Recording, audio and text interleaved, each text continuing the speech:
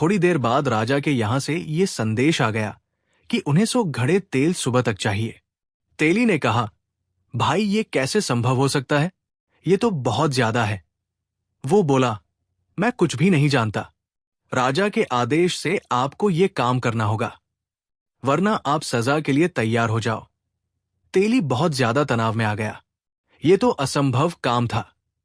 वो बहुत दुखी था। तभी विक्रमादित्य ने पूछा कि पिताश्री, आप इतना चिंतित क्यों हैं? तेली ने अपनी चिंता का कारण बताया। विक्रमादित्य ने कहा कि आप उनसे 100 घड़ा मंगवा लें और चिंता न करें, मुझ पर विश्वास करें। कल हम उन्हें 100 घड़े तेल जरूर दे देंगे। तेली को विक्रमादित्य की शक्तियों का अंदाजा था।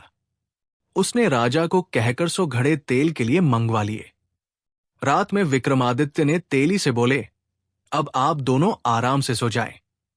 मैं रात में 100 घड़े तेल निकाल दूंगा। तेली की पत्नी बोली कि बेटे, तेरे हाथ और पैर नहीं हैं, बता तू कैसे बैलों को चला पाएगा? विक्रमादित्य ने कहा कि मां, तू निश्चिंत होकर सो जा, मैं सब काम कर लूंगा। रात में विक्रमादित्य ने 100 घड़े तेल निकाल दिया। सुबह जब राजा के व्यक्तियों ने देखा तो आश्चर्य से भर गए। तेली और तेलिन दोनों को अब पूरा विश्वास हो गया कि ये बेटा जरूर कोई देवरूप है, इसलिए अब कोई चिंता नहीं करनी चाहिए। अगले दिन तेली ने विक्रमादित्य को नहला धुलाकर नए कपड़े पहना दिए। फिर उनको ले जाकर स्वयंवर में दूर बैठा दिया। कुछ समय बाद राजा और राजकुमार जब आ गए तो राजकुमारी को चुनाव के लिए भेजा। राजकुमारी ने उन लोगों में से विक्रमादित्य को ढूंढना शुरू किया। उन्हें राजाओं में तो कोई भी ऐसा न दिखाई पड़ा जो विक्रमादित्य जैसा लगे। तभी उसकी निगाह दूर बैठे अपंग व्यक्ति पर गई। उसे उनमें बहुत तेज दिखाई पड़ा। उनका तेज देखकर वो समझ गई थी कि वही राजा विक्रमादित्य है। बस फिर क्या वो माला लेकर उनकी ओर चल पड़ी। पास पहुंचकर माला उनके गले में डाल दी। वहां उपस्थित राजा, राजकुमार और सभी राजमहल के लोग आश्चर्यचकित हो गए कि आखिर राजकुमारी ने ऐसा क्यों किया। राजकुमारी के घर के लोगों ने कहा कि लगता है राजकुमारी की तबीयत सही नहीं है, इसीलिए उससे ये गलती हो गई।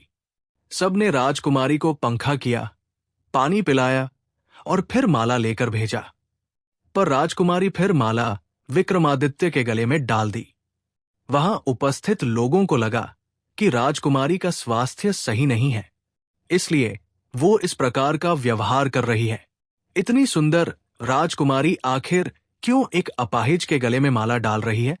आखिर में लोगों के सुझाव से राजकुमारी को दोबारा माला दी गई ताकि वो सही वर का चुनाव कर सके। पर इस बार भी राजकुमारी ने विक्रमादित्य के ही गले में माला डाली। राजकुमारी के इस व्यवहार से वहां आए राजा और राजकुमार गुस्सा हो गए। राजकुमारी के पिता से बोले, आपकी बेटी को यदि एक अपाहिज से शादी करनी थी तो हम सबको आपने न्योता क्यों भेजा? राजा भी बहुत शर्मिंदा थे, पर क्या करते? सामाजिक रीति रिवाजों का पालन करना भी जरूरी था। इसलिए उन्होंने राजकुमारी का विवाह उस अपाहिज के साथ करवा दिया और राजमहल से विदा कर दिया। राजकुमारी राजा विक्रमादित्य के साथ उस तेली के यहां आकर रहने लगी। तेली और उसकी पत्नी इस बात से चिंतित थे कि राजकुमारी आखिर उनके साथ कैसे रह पाएंगी, पर राजकुमारी ने उनकी चिंता को बेकार साबित कर दिया। वो उनके साथ आसानी से रहने लगी। एक दिन विक्रमादित्य ने राजकुमारी से कहा कि आज उनका हिरण का मांस खाने का मन है, हिरण को मांग कर ले आए। ऐसा राजकुमारी का मन नहीं था कि वो जाकर भाइयों से कुछ मांगे, पर वो अपने पति की इच्छा का विरोध भी नहीं करना चाहती थी। इसलिए मन मारकर वो अपने भाइयों के पास गई। जब उसकी भाभियों ने उसके आने का कारण पूछा तो उसने बता दिया कि उसकी हिरण का मांस खाने की इच्छा है। वो विक्रमादित्य की इच्छा को अपनी इच्छा बता दी। वो नहीं चाहती थी कोई उसके पति के बारे में कुछ गलत कहे, पर फिर भी भाभियों ने उसके पति के बारे में उसे सुनाया। बोली, जब हिरण के मांस का इतना ही शौक था तो किसी अच्छे व्यक्ति को चुनती। राजकुमारी उनकी कड़वी बातें सुनकर वापस आ गई। उसने सारी बातें विक्रमादित्य को आकर बताई। विक्रमादित्य ने कहा कि कोई बात नहीं, तुम उनसे मेरी तलवार और घोड़ा मांग लाओ। राजकुमारी जब वापस जाने लगी तो विक्रमादित्य को कुछ याद आया।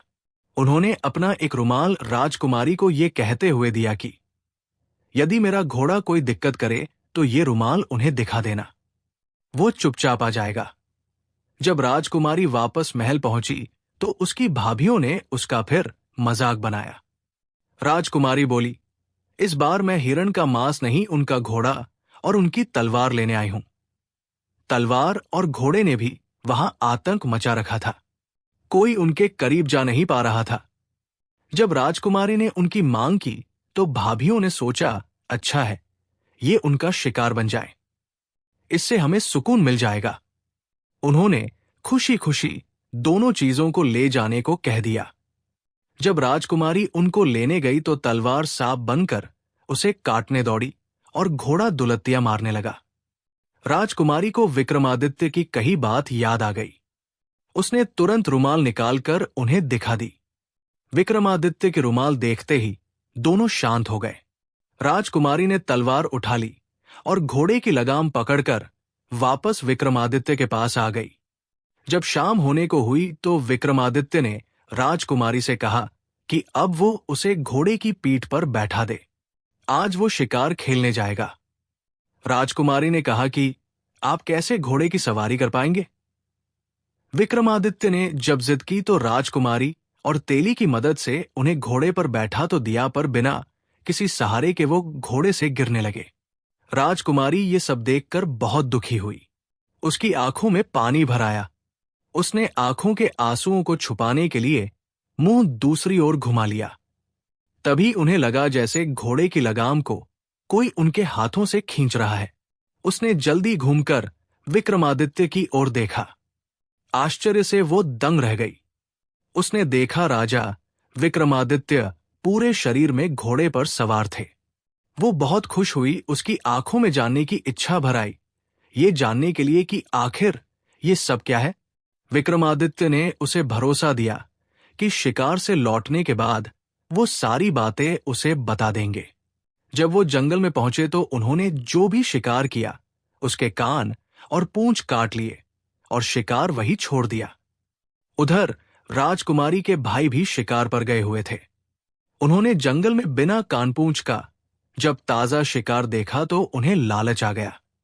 उन्हें लगा कि ये ताजा शिकार उनके लिए इनाम के समान है।